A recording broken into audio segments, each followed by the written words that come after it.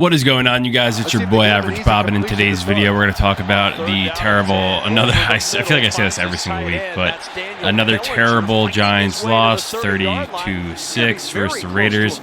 I'm just going to let the highlights play in the background here and just talk over them a little bit, because there's really not too much to say.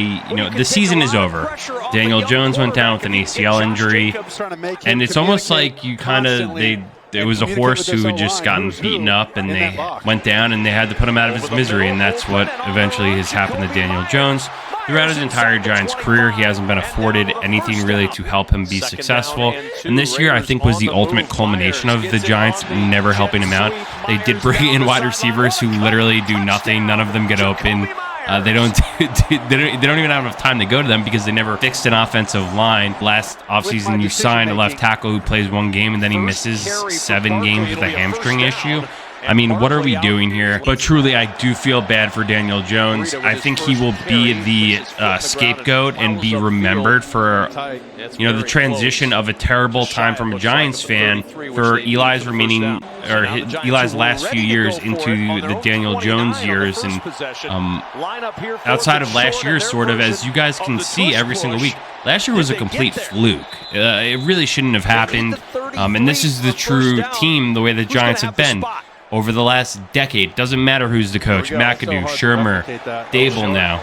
Joe Judge, too. I almost blanked on that loser's name. So it really doesn't matter who's coaching. Same shit still continues to happen.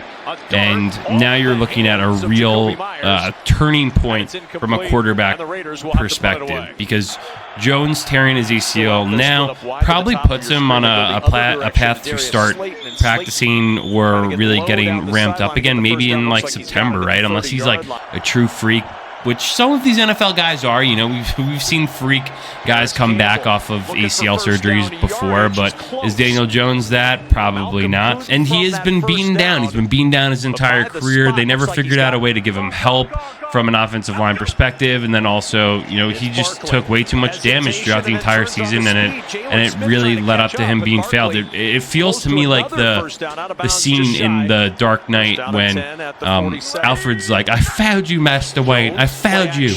That's literally what the Giants have done to Daniel Jones, and it's just sad to watch. Here's the play where he tears his ACL. Obviously, Max Crosby, top-tier NFL defensive lineman, coming in untouched, and you get your asshole right tackle, piece of shit, turned around staring at the quarterback. And 73 could fucking kick rocks too and get the fuck off the team. And then look at Pugh. Pugh at least fucking cares. This guy's been on the team for 2 weeks, and he's going after people immediately. Look, he knows he's hurt. 73's being a little bitch walking off the field, and you get Pugh trying to push someone. Like, what the hell?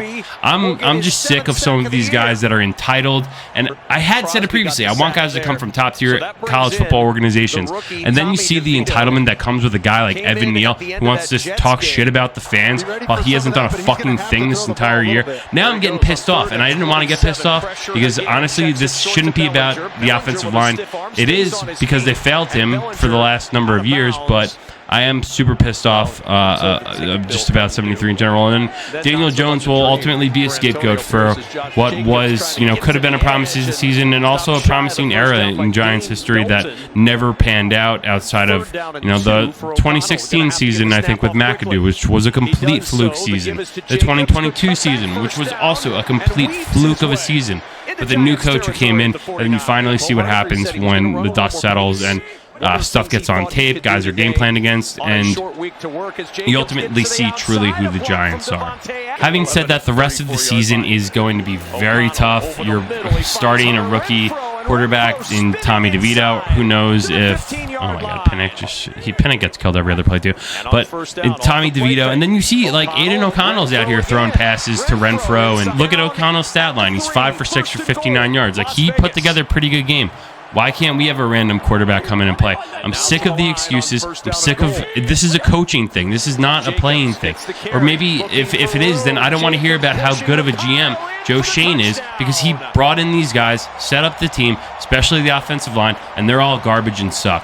And no one else makes these excuses, and everyone else has the ability, probably outside of the Eagles, to make every single excuse in the book from an offensive line perspective. 73 again. Here we go, right here. Look at him. Look at him. He's already moving. He has false start.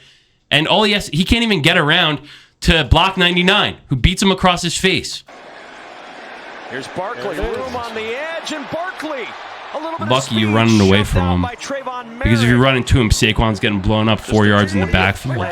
Another guy drafted 2nd overall. Everyone in the media said you don't take a freaking running back 2 overall. They're all going to be laughing after this offseason when Saquon is either franchise tagged and he tells you, go F yourselves, I'm not coming back. And the Giants won't give him money for a long-term deal, because if you pay a running back to come in for a long-term deal, also, I'm not even pissed off at DeVito for throwing this, because, you know, finally you take a shot to Jalen Hyatt. You took one earlier in the game, and then that one's interception. So who really cares? Just throw it up and see what happens. And you saw Zach Wilson the week before throw it up multiple times to get 2 pass interferences. So if Hyatt gets taken down there, it could be 14-7. So I'm fine with the play. Got a little off track there. Needed to take a quick breather and go back to the Saquon dilemma. So Saquon, they're not going to they will franchise tag him. He'll say, go have yourself. I'm not doing that again. 3-year, 4-year deal. No. The Joe Shane, that would be signing his ability to he would just get fired if they make that deal, because you're wasting money at a position that isn't going to help you win games in the long term. And when look at this team is clearly rebuilding. You just got smoked by a 3-5 team with an interim head coach who's not going to be a head coach in the NFL after this season, a quarterback who probably won't be a starter in the NFL after this season, and a team just at the end of their desperate, pitiful rope, and a fucking State Farm ad. Again, I apologize for the language in this one, guys, because this is just a culmination of, I don't know, 8 games now of terrible football where you probably should have lost to the Cardinals. And if the Washington could have scored at the end of that game when Thibodeau drops the walk-in interception, you know, that's a tied game that you're probably going to lose in overtime too. So the rest of the season, I don't know what we could even look forward to as fans moving forward.